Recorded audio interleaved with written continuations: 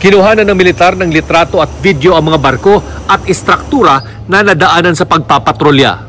Sa ilang bahura at isla ng Union Banks, mga Vietnamese naman ang nakaposte at nagbabantay. Sa ibang parte ng Kalayaan Island Group, makikita ang mga konkretong outpost at mga boat shelter. Ang ilan, tila binutas ang mga bahura para makapasok ang mga barko.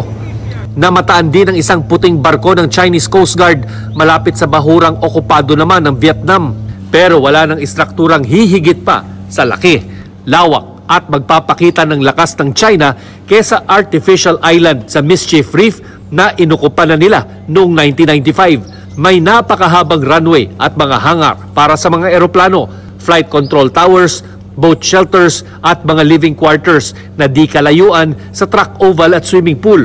Sa ibang parte ng artificial island, tuloy ang paghukay ng buhangin at pagtatayo ng mga istruktura. Halos ganito ding kalaki ang mga artificial island sa Subi malapit sa Pag-asa Island kung saan meron ng Pilipinas na runway na gawa sa buhangin at natayuan na ng beaching ramp at boat shelter.